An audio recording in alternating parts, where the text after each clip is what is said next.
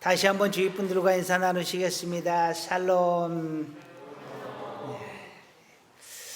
누구나 다 샬롬의 삶을 원합니다. 평안하세요. 평안하세요. 이런 뜻이죠. 누구나 다 원하는 삶이고 누구나 다 고난은 원하지 않습니다. 이 고난 없는 삶을 원하고 평안한 삶을 원하는 것이 우리 모두의 생각일 겁니다. 그런데 안타깝게도 고난 없는 삶은 없습니다. 여러분이 잘 아시는 시 중에서 도종환 시인의 흔들림에 피는 꽃이라는 시가 있지요. 흔들리지 않고 피는 꽃이 어디 있으랴. 이 세상 그 어떤 아름다운 꽃들도 다 흔들리며 피었나니 흔들리며 줄기를 곧게 세웠나니 흔들리지 않고 가는 사랑이 어디 있으랴. 아마 잘 아는 시일 겁니다. 흔들리지 않고 바람 맞지 않고 피는 꽃이 어디 있겠어요? 굴곡 없는 인생은 없습니다. 어느 인생이나 시험과 환난이 있게 마련입니다. 그런데 이 시험과 환난, 이것이 꼭 없어야만 되는 것이냐? 그렇지만은 않은 것 같습니다. 나무가 바람을 타지 않으면, 바람이 불지 않으면 나무가 어떻게 될까? 나무는 죽습니다. 나무에게 꼭 필요한 것이 햇빛, 물, 바람, 거름이라고 합니다. 바람이 통하지 않으면 이 나무도 숨을 쉬는 존재라 살 수가 없다고 합니다. 또 바람이 불지 않으면 뿌리를 깊게 내리지 않아서 금방 넘어져 버린다고 합니다. 이렇게 나무에게도 바람이 필요한 것처럼 우리의 인생에도 시련과 고난, 인생의 바람이 필요하다라는 것입니다.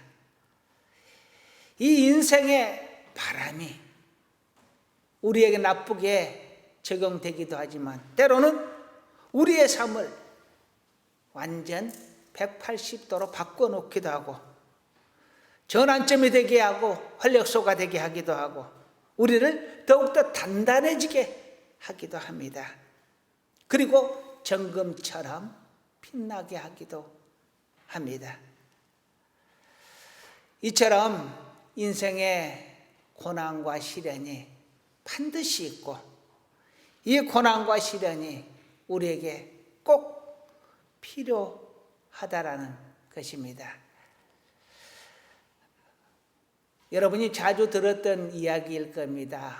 아우슈비츠 수용소 벽에 이런 글귀가 쓰여져 있었다고 하죠. 이 또한 지나가리라. 아마 많이들 입에 담고 있는 이야기입니다. 이 또한 지나가리라.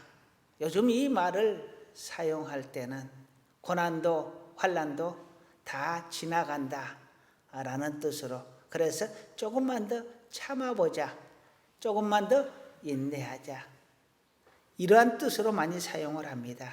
그러나 원래의 그 뜻은 다릅니다. 이 탈무드에 나오는 이야기인데요.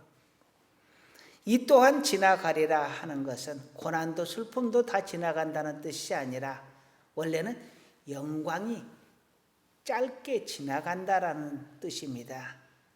그런데 이것을 고난에 적용해서 사용하고 있는 것이죠. 어떻게 되었건 영광이 지나가는 것처럼 고난도 슬픔도 다 지나갑니다. 자, 오늘 본문은 예수님께서 공생애에 들어가기 전에 마귀에게 시험을 받는 장면입니다. 공생애는 인간 예수가 아닌 하나님의 아들 예수로서의 삶을 살아가는 것, 하나님의 사역을 감당하기 위해서 사는 삶을 공생애라고 합니다. 그 이전에는 인간 예수로서 목사의 아들, 이후에는 아버지가 빨리 돌아가셨기 때문에 본인이 아마 목수로서 그렇게 생활을 했을 것입니다. 이렇게 목수로 살았던 삶을 떠나서 하나님의 사역을 시작한 그 생애가 바로 공생애라고 하는데요. 이 공생애 기간은 약 3년여 정도, 즉 3년 정도 밖에 되지 않습니다. 그 공생애를 시작하기 전에 마귀에게 시험을 받는 내용을 기록하고 있습니다. 마귀는 예수님을 세 가지로 시험을 하고 예수님은 하나님의 말씀으로 마귀의 시험을 이깁니다. 그러면 지금부터 예수님의 시험에 대해서 함께 생각을 해보려고 합니다. 첫째는요, 예수님의 시험이 누구에게로부터 비롯되었느냐 하는 것입니다. 오늘 1절 말씀을 한번 읽어볼게요. 큰 소리로 읽어보겠습니다. 시작.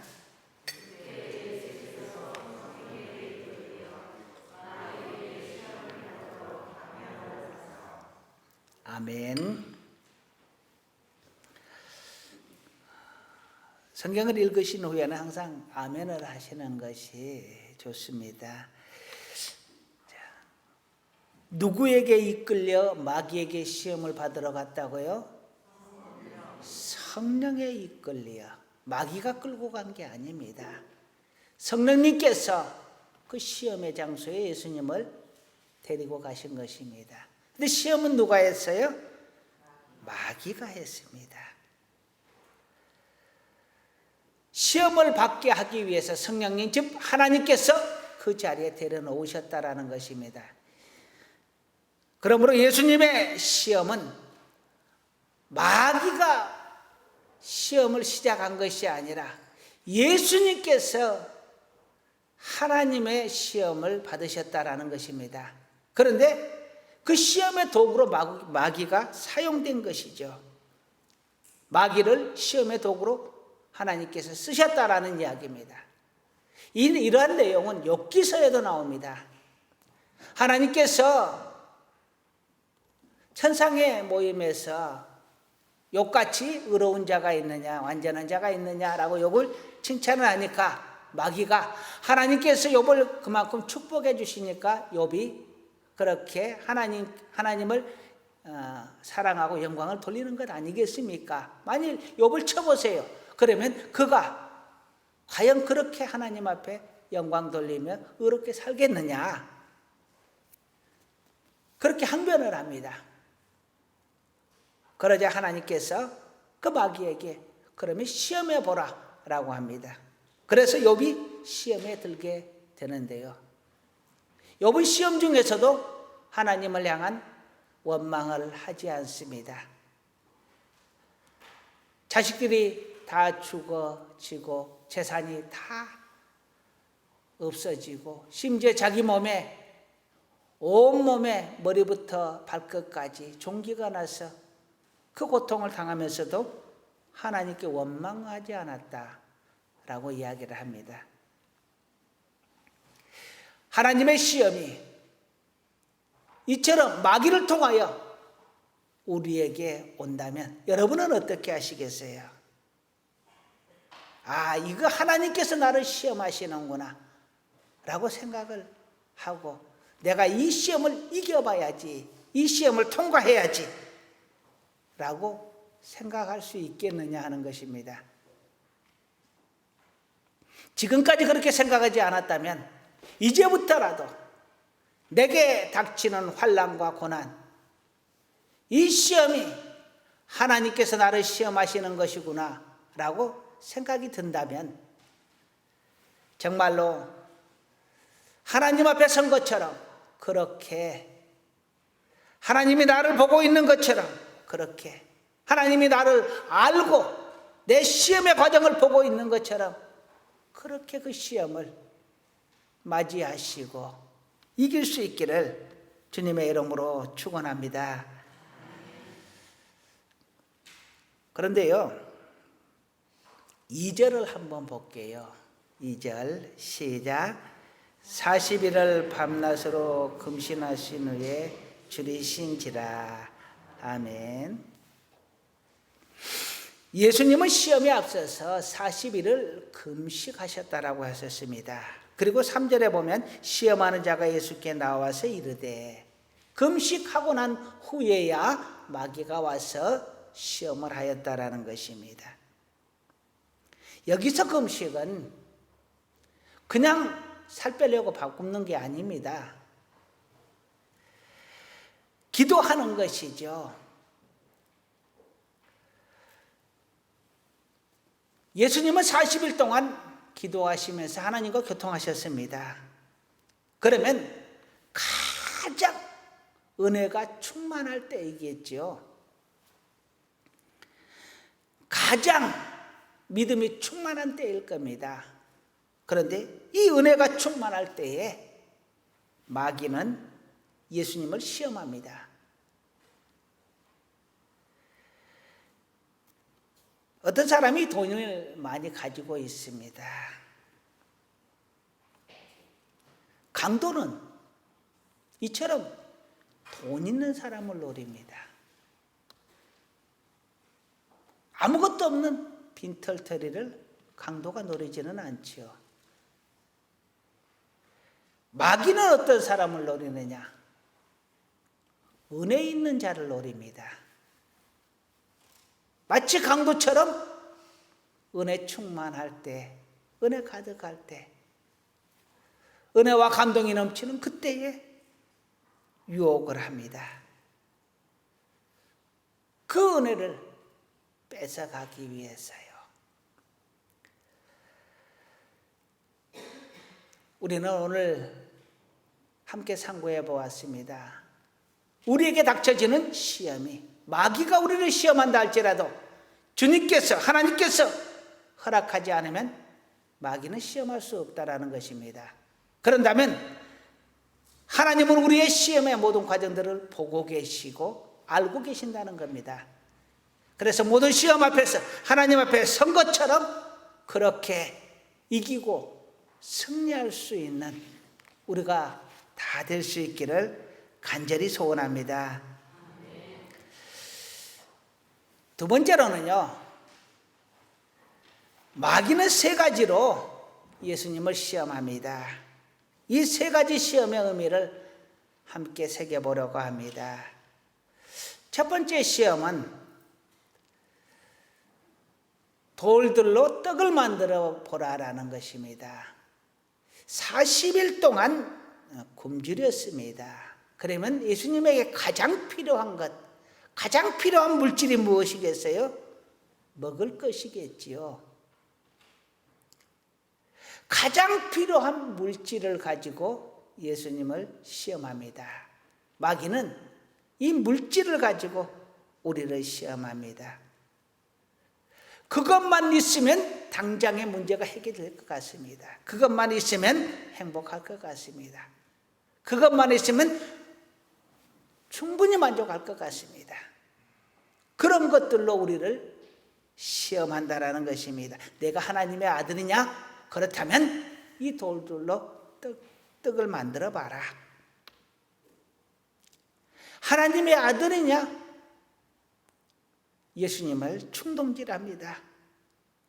교만을 충동질하고 분노를 충동질합니다. 여기에 넘어지면 안 되는 것입니다. 그래, 내가 하나님의 아들인 거 보여줄게. 우리 같으면 그럴 수도 있잖아요. 그런데 예수님은 거기에 넘어가지 않았다라는 것입니다. 돌돌 명하여 떡대기가 되게 할 수도 있는 주님이십니다. 그러나 그 마귀의 시험에 넘어가지 않았습니다. 하나님의 말씀으로 예수님은 물리칩니다. 4절 말씀 한번 읽어보겠습니다. 예수께서 대답하여 이르시되 기록되었으되 사람이 떡으로만 살 것이 아니요 하나님의 입으로부터 나오는 모든 말씀으로 살 것이라 하였느니라 하시니 아멘.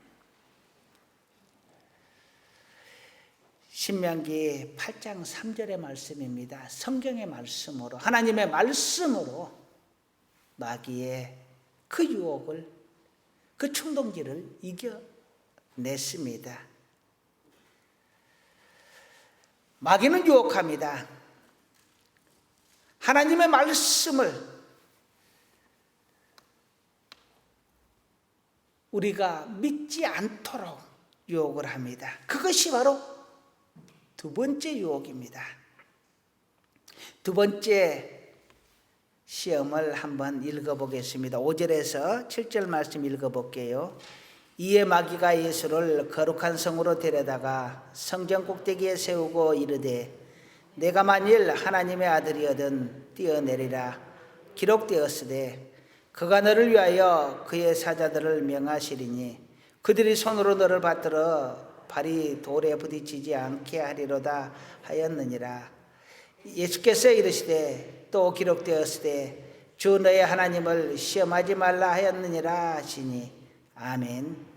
이번에는 마귀가 하나님의 말씀을 들어서 유혹을 합니다. 그 말씀은 시편 91편 11절과 12절에 있는 말씀인데요. 내가 뛰어내리면 하나님께서 너를 천사들을 보내서 내 발이 땅에 닿지 않도록, 즉 내가 죽지 않게 너를 받아주지 않겠느냐. 하나님께서 그렇게 말씀하셨으니 너는 뛰어내리라 이것입니다. 그럴 것 같습니다. 제발 그렇듯한 말씀입니다. 이 말씀은 하나님의 말씀을 통해서 예수님을 넘어뜨리고자 하는, 우리를 넘어뜨리고자 하는 계획입니다. 하나님의 말씀을 의심하게 하는 것이죠. 정말 나를 받아줄까? 내가 정말 뛰어내리면 죽을까? 죽지 않을까?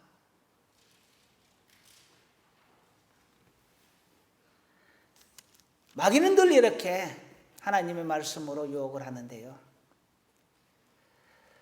에덴 동산에서 마귀가 하와를 유혹할 때 이렇게 유혹합니다. 하나님이 정말 이 동산에 아무것도 너에게 먹지 말라고 하더냐? 라고 말합니다. 마귀는 이미 알고 있었습니다. 모든 것을 다 먹고 선악을 알게 하는 나무, 그 나무의 실과만 먹지 말라고 하였던 것을 마귀는 알면서도 이렇게 충동질을 한 것입니다. 그러자 하와가 말합니다. 아니야, 다 먹으라고 했는데 선악을 알게 하는 나무 실과는 먹지 말라고 했어. 그 나무 실과를 먹으면 정녕 죽으리라 라고 이야기를 했다고 합니다. 그러자 마귀가 금세 말을 받아서 이렇게 합니다. 아니야, 절대 안 죽어. 너희는 절대 죽지 않아. 다만 너희가 눈이 밝아져서 하나님처럼 될까 봐서 하나님께서 그것을 먹지 말라고 한 거야 라고 말을 합니다. 그러자 그동안에는 별 욕심이 없었는데 하나님께서 먹지 말라고 하니까 당연히 안 먹을 것으로 생각했는데 마귀가 그렇게 말을 하니까 보암직도 하고 먹음직도 하고 정말 탐스럽게 보이는 거예요. 그래서 낼름 그 과일을 따먹었다라는 것입니다. 하나님의 말씀을 교묘하게 꾸며서 또는 하나님의 말씀을 의심케 함으로 범죄하게 하는 것이 마귀의 수법입니다. 우리는 가끔 성경에 대해서 잘못된 해석을 할 때가 있습니다. 잘못된 확신을 갖고 잘못된 행동을 하게 됩니다. 그리고 그것이 믿음이다 라고 생각할 때가 많이 있습니다. 이단들이 주로 쓰는 방법인데요. 그 방법들은 마귀가 그 아버지입니다. 마귀에게서 나온 것입니다. 한 목사님께서 40일 금식을 하다가 내려오는데 저수지가 보이니까 성경 말씀이 생각이 났습니다. 베드로는 40일 금식을 하지 않아도 믿음으로 무리를 걸어갔는데 우리 주님께서 나도 무리를 걷게 해주실 줄로 믿습니다 하고 물로 들어갔는데 뻥 빠졌다는 것입니다. 그리고 어찌저찌 기어 나와서 그 다음부터 나는 교회에 안 가. 그리고 교회를 안 갔다는 거예요.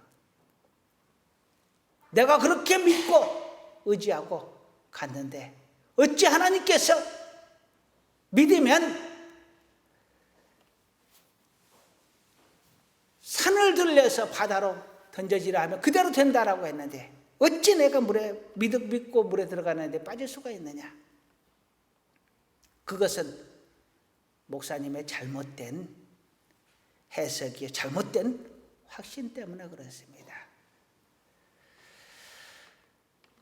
우리는 성경의 말씀을 모두 다 나의 말씀으로 받아들이려고 합니다. 그런데요, 하나님께서 성경의 말씀에 배치되는 말씀이 많이 있습니다.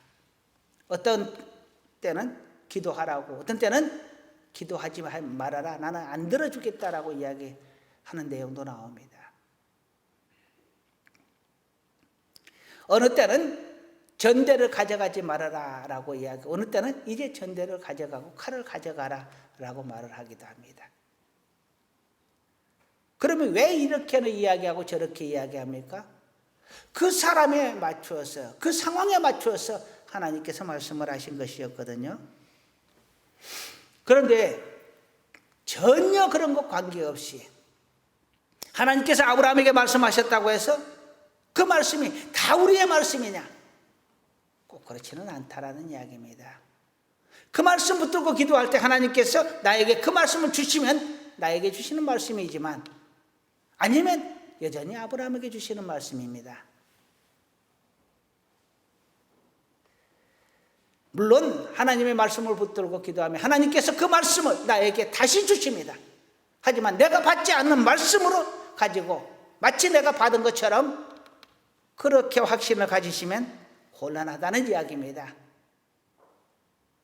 어떤 목사님께서, 순천의 모 목사님께서 교회를 옮기겠다라고 해서 교회를 알아보고 교회를 샀습니다. 그런데 그 교회를 못 들어갔습니다.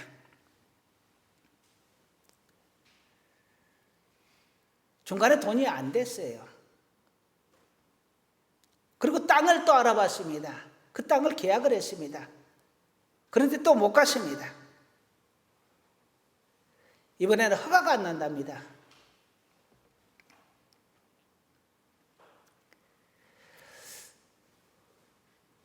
그래서 제가 친한 분이셔서 제가 대놓고 그랬어요.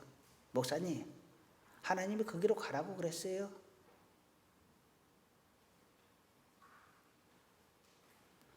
하나님께서 가라고 해서 갔다 그러면 빠져 죽어도 가야 됩니다. 저수지에 가다가 빠져 죽어도 들어가는 것이 맞습니다. 그러나 하나님께서 그래 가라라고 하지 않았다면 그거는 목사님 생각이죠. 목사님 욕심이죠.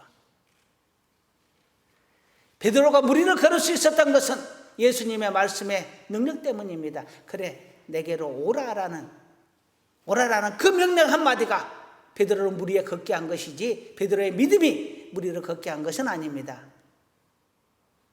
그 말씀의 능력에 베드로의 믿음이 더하여졌을 때 그 무리를 걷는 놀라운 역사가 일어난 것이지, 오직 베드로의 믿음으로 예수님께서 무리를 걸으시니 나도 걷겠습니다 해서 물에 들어갔다면 분명 베드로는 한 발 내딛자마자 바로 물속에 뽕당 빠졌을 것입니다. 하나님의 말씀을 이렇게 교묘하게 악하게 이용하는 것이 마귀입니다. 그 마귀의 노름에 놀아나는 것이 잘못된 이단들의 해석과 논리고요. 하나님의 말씀을 받았다. 그런데 내가 이 말씀이 맞는지 안 맞는지 검증해 보겠다. 이건 참 웃기는 이야기입니다. 하나님을 시험해 보겠다. 하나님을 검증해 보겠다. 하나님이 누구시기에 우리가 하나님을 검증을 합니까? 하나님의 말씀을 검증을 합니까?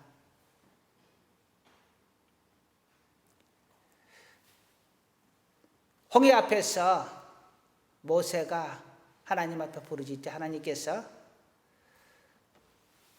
건너가라고 합니다. 지팡이를 내밀라고 합니다. 근데 모세가 만일 진짜로 내밀면 이게 갈라질까 안 갈라질까 의심하면서 살며시 발을 한 발 디뎌보고 갈라지면 건너가고 안 갈라지면 내가 안 건너가고 그렇게 생각을 했다고 생각해 봅시다. 그러면 과연 그 홍해가 갈라지겠느냐? 그 요단강이 갈라지겠느냐?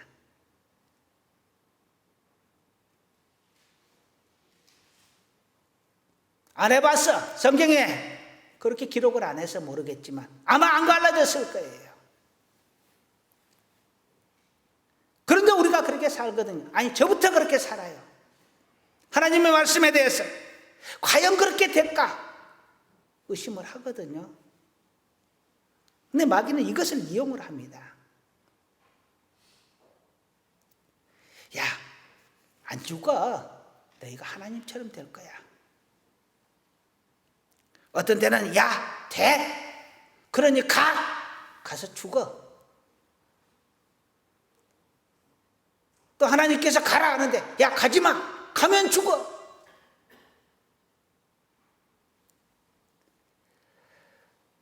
얼마나 하나님이 답답하셨으면 11조 이야기를 하면서 내가 11조를 드려서 내가 하늘의 문을 열어서 내 곳간을 차고 넘치도록 채워주나 안 채워주나 한번 시험해봐라 라고 이야기를 합니다. 이것을 잘못 해석하면 시험해보고 11조로 하라는 이야기로 들릴지 모르겠는데요, 그것이 아닙니다. 이미 확증의 말씀을 하시는 겁니다. 내가 채워준다, 그러니 하라는 이야기거든요. 확증을 하시는 말씀이지 시험을 해보라는 말씀이 아닙니다. 하나님의 말씀은 믿음의 대상이지 의심의 대상이거나 검증의 대상이 아니라는 것입니다. 우리가 누구이기에, 하나님의 말씀이 무엇이기에 우리가 하나님의 말씀을 시험하고 하나님을 시험하느냐 하는 것입니다. 오직 하나님의 말씀이 아멘이 될 수 있기를 주님의 이름으로 축원합니다. 세 번째로 마귀는 시험을 합니다. 야, 내 앞에 절해봐라. 그러면 이 세상 만물을 다 너에게 줄게. 8절에서 10절의 내용을 한번 읽어보겠습니다. 마귀가 또 그를 데리고 지극히 높은 산으로 가서 천하만국과 그 영광을 보여 이르되 만일 내게 엎드려 경배하면 이 모든 것을 내게 주리라. 이 예수께서 말씀하시되 사단아 물러가라. 기록되었으되 주 너의 하나님을 경배하고 다만 그를 섬기라 하였느니라. 아멘. 세 번째 시험은 우상을 숭배하라는 것입니다. 자기를 숭배하라는 것입니다. 우상의 숭배를 여러분 다른 신을 섬기는 것만으로 생각하면 안 됩니다. 첫 번째가 다른 신을 섬기는 것입니다. 그러나 두 번째는 하나님도 섬기고 다른 신도 섬기는 겁니다. 양다리 걸친다 그러죠. 그러니까 하나님도 믿고 부처님도 믿고 마호메트도 믿고 온갖 잡신에게 이신 저신 온갖 신에게 다 기도하면 어떤 신이든 내 기도를 들어주겠지. 이것이 횡설수설하는 기도입니다. 하나님과 다른 신을 겸하여 섬기지 말라라는 것입니다. 오직 하나님만 섬기라는 것입니다. 하나님만이 참신이기 때문입니다. 세 번째로는 사람을 신처럼 숭배하는 것 하지 말라는 것입니다. 그 어떠한 경우에도 숭배의 그 대상이 사람이어서는 안 됩니다. 왜냐하면 사람은 나와 똑같은 피조물이기 때문입니다. 절대로 신이 될 수가 없습니다. 죽어서도 신이 될 수가 없습니다. 죽은 사람을 섬기거나 산 사람을 신으로 섬기거나 모두가 다 우상 숭배인 것입니다.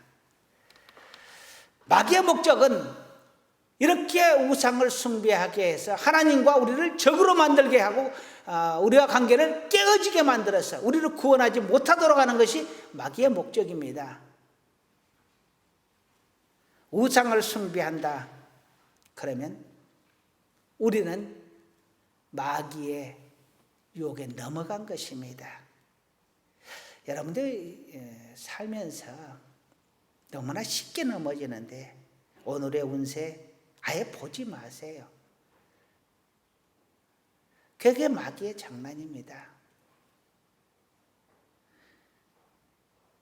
뭐 이것 보고 저것 보고 오행에 따르고 뭐하고 다 하는데요. 그렇게 될 것 같으면 묘자리 잘 보고 집터 잘 보는 사람이 저거 자식이 왜 대통령이 안 나온대요. 장관 나오고 대통령 나오고 그 주변 사람들은 다 해먹어야 될 거 아니에요. 그 택도 없는 소리고요. 오직 하나님만이 우리에게 축복인 줄로 믿습니다. 자, 세 번째로는 시험이 끝나자 천사들이 와서 예수님을 수종 들었다라고 합니다. 11절 함께 읽겠습니다. 이에 마귀는 예수를 떠나고 천사들이 나와 수종 드니라. 아멘. 하나님의 시험의 목적은요, 축복을 위한 것입니다. 믿음을 확증하고 그 다음에 축복을 주시려는 겁니다. 아브라함을 시험하시고 나서 하나님께서 축복해 주시고 이삭을 시험하시고 나서 하나님께서 그의 100배의 소출을 얻게 하셨습니다.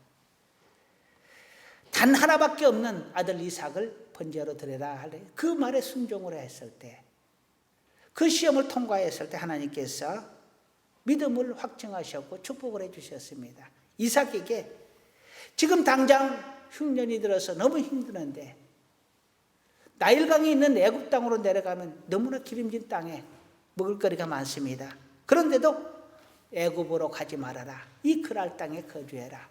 이 황량한 땅에 그대로 남아있으라고 합니다.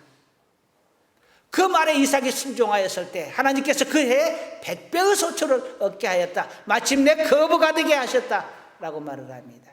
축복은 나일강의 그 풍요로움에 있는 것이 아닙니다. 그 땅에 축복이 있는 것이 아니라 사람에게 있고 하나님의 말씀에 있는 것입니다. 하나님의 말씀을 순종하면 축복이요, 하나님께서 축복의 사람으로 삼으면 그 사람이 어디를 가든지 복을 받는 것입니다.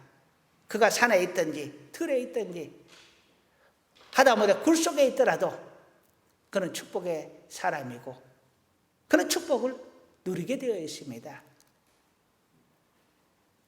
털을 잡고 나를 잡고 그래야 축복을 받는 것이 아니라는 것입니다. 과연 누구에게 축복을 빌어야 축복을 받는지를 우리는 제대로 알아야 합니다. 시험이 끝나고 나서 천사들이 수종 들었다고 합니다. 여러분, 믿음의 사람은 절대로 절망해서는 안 됩니다. 포기해서는 안 됩니다. 포기하지 않으면 아직 끝난 것이 아닙니다. 포기해야 모든 것이 다 끝나는 겁니다. 어떤 시험도 어떤 고난도 닥치면 포기하지 마세요. 하나님이 나를 도와주실 거야. 하나님이 내 편이셔. 하나님이 반드시 나를 건져주실 거야. 하나님이 나에게 이 고난을 주실 때는 내가 이길 수 있을 것이라 믿고 주셨을 거야. 그러니 나는 이겨내겠다라는 것입니다. 제 말이 아니고요, 성경의 말이 그래요. 이길 수 있는 고난만 주신다라고 했습니다. 그리고 고난 날 중에 하나님께서 건져내시겠다라고 말씀하십니다. 절대로 내가 여기서 끝이다 라고 생각을 하는데요, 아니요, 하나님이 끝내야 끝나는 겁니다. 저도 정말 절망할 때가 있었습니다. 여기 이 자리에 와서 여기까지가 내 한계인가 보다. 이제 그만둬야 되겠다 라는 생각을 수도 없이 했습니다.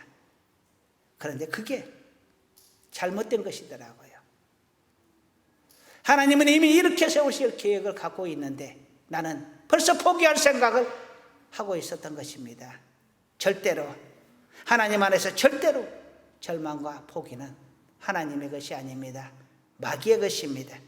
넘어가지 마시기 바랍니다. 그리고 이 고난의 끝에 반드시 하나님께서 축복해 주신다는 것입니다. 주님께서 마귀의 유혹을 이기시고 나서 바로 천사들이 와서 수종을 들었습니다. 이 시험이 지나고 나면 하나님께서 큰 축복을 주실 것입니다. 이삭의 시험이 끝나고 나서 하나님께서 아브라함을 엄청나게 축복하셨고, 하나님께서 이삭을 시험하시고 나서 하나님께서 100배의 소출을 내게 하시고 거부가 되게 하시고 무한한 축복을 허락하셨습니다. 이처럼 우리에게 닥쳐지는 이 고난, 시험은 오히려 우리의 축복의 기회인 줄로 믿으시기 바랍니다. 그래서 반드시 이겨야 하고 반드시 이 축복을 불평이 아니라 기쁨으로 이겨낼 수 있기를 간절히 소원합니다. 하나님께서 우리를 시험하셨다. 마귀가 우리를 시험했다. 그러면 하나님이 나를 알고 계시고 하나님이 내게 은혜 주셨다는 것입니다. 마귀는 빈털터리한테는 강도가 달라들지 않습니다. 은혜 없는 사람, 예수의 이름이 없는 사람에게는 마귀는 장난질하지 않습니다. 그렇게 하나님의 시험은 은혜 있는 자, 하나님의 사랑을 입은 자들에게 다가옵니다. 그러면 그것만으로도 내가 하나님의 기억 속에 있는 자, 하나님의 사랑을 입은 자라는 것만으로도 우리는 감사하고 기뻐해야 할 것입니다. 그리고 이 시험은 하나님께서 이 시험을 주시는 것은 나에게 큰 축복을 주시기 위하여 믿음을 확정짓고자 하는 것이구나 라는 생각으로 이겨내시기 바랍니다. 하나님은 우리가 이길 수 있는 믿음, 이길 수 있는 고난을, 시련을 우리에게 주신 것이지 이길 수 없는 시련을 주신 것이 아니다라는 것입니다. 이제 말씀을 마무리합니다. 예수님은 공생애 전에 마귀의 시험을 받습니다. 당장 필요한 물질에 였고 하나님의 말씀을 시험하고 그리고 우상 숭배를 하라는 것, 그 시험을 우리 주님은 말씀으로 이기셨습니다. 하나님을 중심으로, 하나님을 마음의 중심에 두시고 이겨내셨습니다. 우리에게 믿음의 시험이 닥치거든 반드시 절대로 포기하지 마시고 좌절하지 마시고 오히려 이후에 있을 큰 축복을 바라며 기쁨으로 인내함으로 이겨내시고 하나님의 말씀으로 이겨내시고 승리하시기를 주님의 이름으로 축원합니다. 그리고 그 이겼을 때 그 영광과 감동과 그 감사를 우리 하나님께 돌려드리고 그 감동 감사를 도둑질하지 않는 우리 모두가 되기를 간절히 축원합니다. 기도하시겠습니다. 하나님, 살면서 누구에게나 시련은 있습니다. 이 시험을 우리 하나님의 말씀 안에서 우리 하나님과 더불어 이겨내는 우리 모두가 되게 하여 주시옵소서. 연약할 때마다 우리 하나님께서 우리를 도우시고 세우소서. 예수님의 이름으로 기도드립니다. 아멘.